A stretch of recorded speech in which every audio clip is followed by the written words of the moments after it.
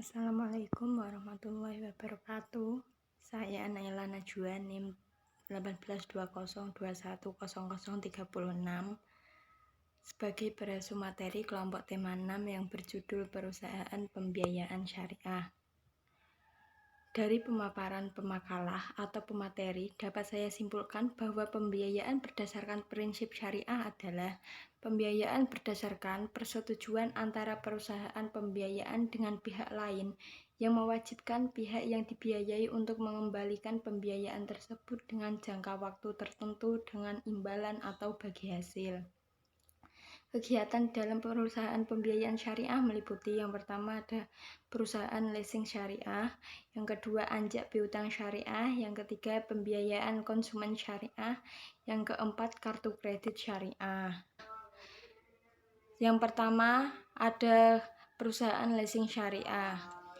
Sewa guna usaha atau leasing syariah adalah kegiatan pembiayaan dalam bentuk penyediaan barang modal baik secara sewa guna usaha dengan hak opsi maupun sewa guna usaha tanpa hak opsi untuk digunakan oleh penyewa guna usaha selama jangka waktu tertentu berdasarkan pembayaran secara angsuran sesuai dengan prinsip syariah.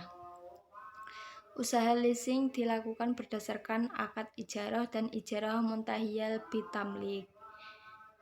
Adapun prosedur transaksi leasing syariah secara umum yaitu lessee menghubungi supplier untuk pemilihan dan penentuan jenis barang, spesifikasi harga, jangka waktu pengiriman, jaminan purna jual atas barang. Yang kedua, pihak lease mengajukan permohonan untuk memperoleh fasilitas suatu barang modal di mana lease dapat meminta lease quotation. Pihak lessor atau perusahaan pembiayaan kemudian meneliti kelengkapan dokumen yang dipersyaratkan. Yang ketiga, jika permohonan lease diterima, maka pihak lease dan lessor bertemu untuk menandatangani perjanjian serta biaya-biaya yang harus dibayar oleh lease. Selanjutnya, pihak lessor melakukan pemesanan kepada supplier sesuai dengan tipe dan spesifikasi barang yang diinginkan oleh lease dan membayar sesuai pembayaran. Pihak supplier mengirimkan barang sesuai dengan surat pesanan dan surat bukti pembayaran kepada lease. Penyerahan dokumen atas supplier kepada lessor termasuk faktur dan bukti-bukti kepemilikan barang lainnya. Pembayaran lessor kepada supplier. Pembayaran angsuran secara berkala oleh lease kepada lessor selama masa sewa guna usaha yang seluruhnya mencakup pengembalian jumlah yang dimiliki. Yang kedua ada anjak piutang syariah. Anjak piutang syariah adalah pengalihan penyelesaian piutang atau tagihan jangka pendek dari pihak yang berpiutang kepada pihak lain yang kemudian menagih piutang tersebut kepada pihak yang berutang atau pihak yang ditunjuk untuk oleh orang yang berutang sesuai prinsip syariah. Mekanisme factoring atau anjak piutang syariah berarti proses atau tata cara penawaran piutang sampai dengan beralihnya piutang tersebut dengan pelunasannya. Secara umum, anjak piutang bagi perusahaan yang memproduksi barang dan jasa akan memberikan manfaat dalam melancarkan usaha terutama dalam hal membantu administrasi penjualan dan penagihan, membantu beban resiko, memperbaiki sistem penagihan, membantu memperlancar modal kerja, meningkatkan kepercayaan, dan yang terakhir ada kesempatan untuk mengembangkan usaha. Proses anjak piutang syariah secara prosedural dapat dijelaskan sebagai berikut. Supplier atau klien menjual barang atau jasa kepada pembeli atau customer. Penyerahan barang dengan DO yang ditandatangani pembeli. Asli DO kembali kepada supplier. Karena alasan cash flow, supplier atau klien kemudian mewakalahkan tagihannya kepada perusahaan anjak piutang atas persetujuan pembeli. Klien menyerahkan dana tagihan termasuk faktur-faktur atau DO kepada perusahaan anjak piutang. Kontrak perusahaan wakalah bil ujroh tagihan antara klien dengan perusahaan anjak piutang. Klien memperoleh pelunasan piutang dari perusahaan anjak piutang. Pada saat jatuh tempo, perusahaan anjak piutang melakukan penagihan kepada pembeli atau customer.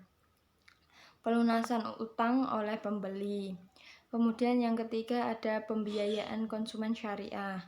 Pembiayaan konsumen syariah adalah kegiatan pembiayaan untuk mengadakan barang berdasarkan kebutuhan konsumen dengan pembayaran secara angsuran sesuai dengan prinsip syariah. Pembiayaan konsumen diperlakukan oleh pengguna dana untuk memenuhi kebutuhan konsumsi dan akan habis dipakai untuk memenuhi kebutuhan tersebut. Pembiayaan konsumen dilakukan berdasarkan akad mudharabah, salam, dan istisna. Secara umum, prosedur pembiayaan konsumen syariah yaitu pihak konsumen menghubungi perusahaan pembiayaan untuk mengajukan permohonan. Secara umum, prosedur pembiayaan konsumen syariah yaitu pihak konsumen menghubungi perusahaan pembiayaan untuk mengajukan permohonan pembiayaan secara bersifat konsumtif. Perusahaan pembiayaan dan konsumen menyepakati kontrak sesuai dengan akad yang sesuai dengan kebutuhan konsumen dalam dokumen tertulis yang secara jelas menerangkan syarat dan ketentuan yang disepakati.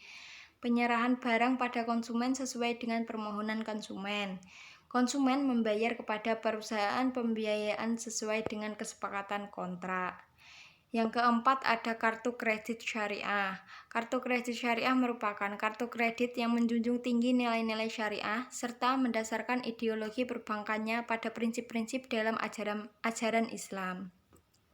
Dengan keberadaan kartu kredit syariah semakin digemari oleh konsumen baik muslim maupun non-muslim karena dianggap lebih menguntungkan dan mempunyai banyak fasilitas terutama mengenai fasilitas pelayanan untuk ibadah seperti zakat ataupun asuransi dan melalui akad-akad yang dimilikinya memberikan kelebihan bagi kartu kredit syariah yaitu bebas bunga atau dianggap memiliki beban pembayaran lebih kecil.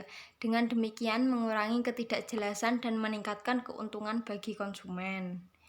Dalam kartu kredit syariah menggunakan akad kafalah, ijarah, qard, dan syarf.